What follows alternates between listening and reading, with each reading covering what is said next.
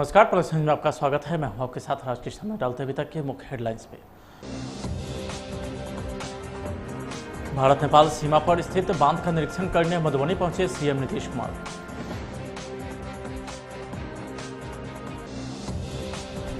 राजद में मची भगदड़ पर जदयू विधायक ललन पासवान ने कहा, अभी और भगदड़ मचेगी। और एमएलसी चुनाव पर फिर से धनबल का जोर, बीजेपी प्रवक्ता ने बोला हमला।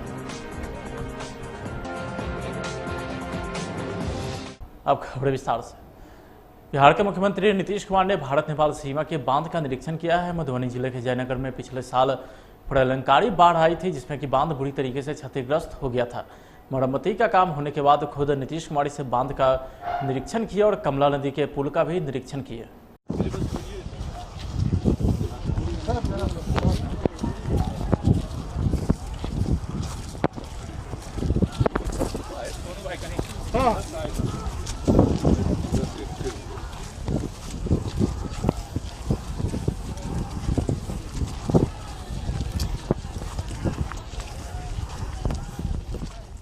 राजद में मची भगदड़ के बीच जदयू के विधायक ललन पासवान ने कहा है कि आने वाले जुलाई महीने में राजद में और भगदड़ मचेगी। अभी तो विधान परिषद से उनका सफाया हुआ है, अगले महीने विधानसभा के भी एमएलए बड़ी संख्या में राजद छोड़कर जदयू की तरफ आएंगे।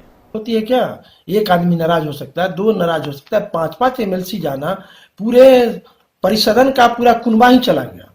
अब पूरा कुनबा जाने का क्या मतलब है? अब विधानसभा के सदस्य है, विधानसभा में भी कुछ होगा क्या ऐसा?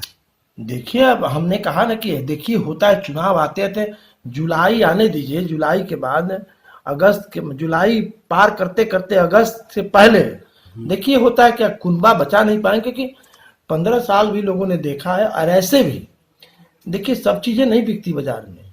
मूल और सिद्धांत, वर्करों की जहां प्रतिष्ठा नहीं रहेगी, जो स्वाभिमान नहीं रहेगा, और वर्कर जो खटते खटते उसका पसीना चला गया और कोई आया ऊपर से और लेके चला गया, तो जहां वर्करों का वैल्यू बीन हो, वर्करों की मर्यादाएं नहीं हो, स्वाभिमान नहीं हो, वर्करों की प्रतिष्ठा नहीं हो, तो वर्कर पलायन बात की तरफ जाएगा ही। राजद के विधायक भी आएंगे क्या आपके? हम आपको बताए ना कि अब जून 15 मैंने अब जून पार करने दीजिए, जुलाई का समय आने दीजिए, तो देखिए कितना मैंने घर में आग लगी, घर के चिराग से, तब चिराग में मैंने आग लग गई। अब हम लोग अब मैंने कई तरह की बात हो जाती है ना।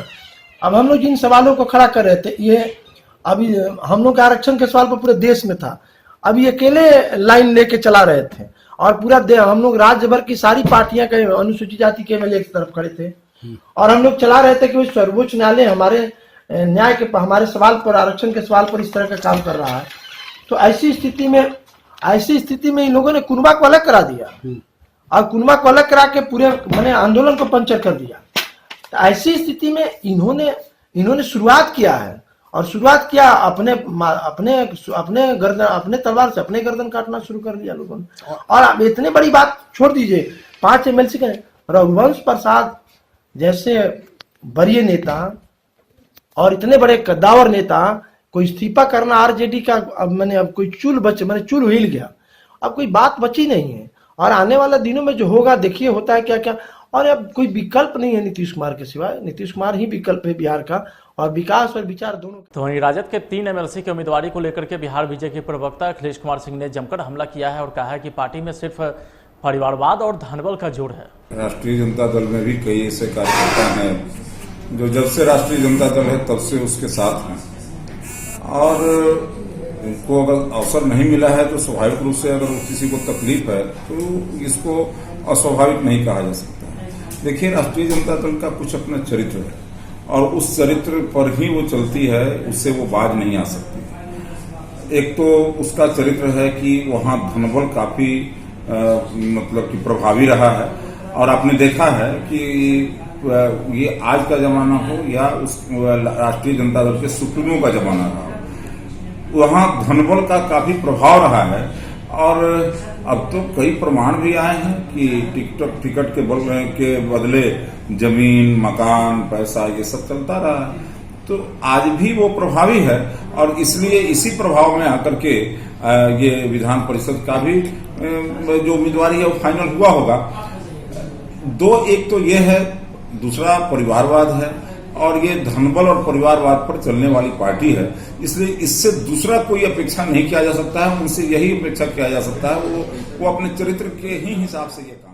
बिहार एनडीए ने अपने विधान परिषद के सभी नामों की घोषणा कर दी है। जदयू के बाद बीजेपी ने संजय मयूख और सम्राट चौधरी को अपना उम्मीदवार घोषित किया है, जिसमें संजय मयूख दोबारा बीजेपी के उम्मीदवार बन रहे हैं, तो वहीं सम्राट चौधरी का नाम सामाजिक समीकरण को साधने का भी प्रयास माना जा रहा है। और हमारे ये दोनों उम्मीदवार कल नामांकन भी करेंगे। और आपको पता होना चाहिए, सबको पता है, संजय मयूख जी भारतीय जनता युवा मोर्चा से लेकर के आज भारतीय जनता पार्टी में वर्षों से काम किए हैं। एक लंबा, मुझे लगता है कि 25-30 वर्षों का उनका राजनीतिक जीवन है। सम्राट चौधरी भी बिहार की बिहार में उनका चेहरा किसी के से भूला नहीं है। सभी उनको जानते हैं। बिहार के स्तर पर वो सबके लिए फेमस है। और सम्राट चौधरी जी को भी अवसर मिला है। वो भी एक अच्छे नेता हैं, पूर्व मंत्री हैं, और ऐसे लोगों को अवसर मिला है। आपने देखा, यही अंतर है उनमें और हमें। हमने नेताओं को अवसर दिया है, कार्यकर्ताओं को अवसर दिया है, और वहां जिसको कोई नहीं जानता था सीधे उठा कर ले आया।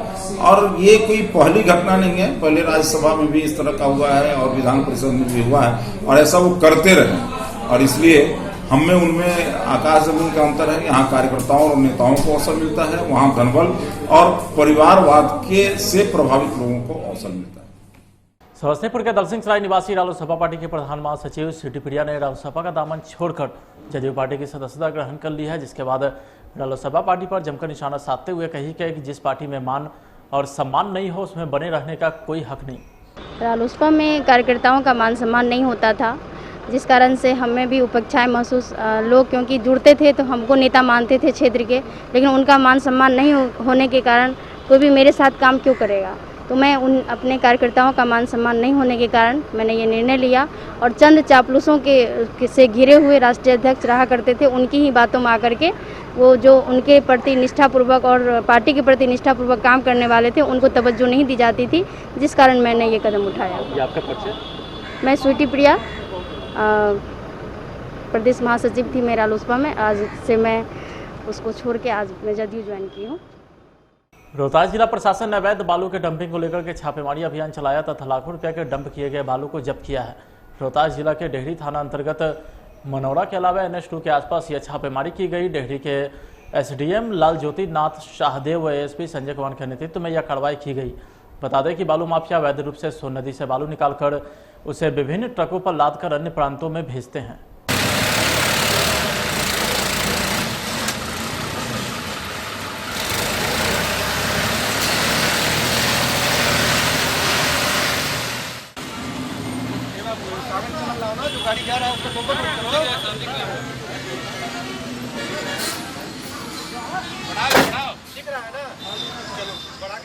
डिपो में अवैध बालू डंपिंग की सूचना प्राप्त हो रही थी और उसी के आधार पर आज हम लोग यहाँ पे छापेमारी कर रहे हैं और जितने भी अवैध रूप से बालू डंप किए गए हैं सबको जब्त करके और जिम्मेनामा पे हम लोग दे रहे हैं।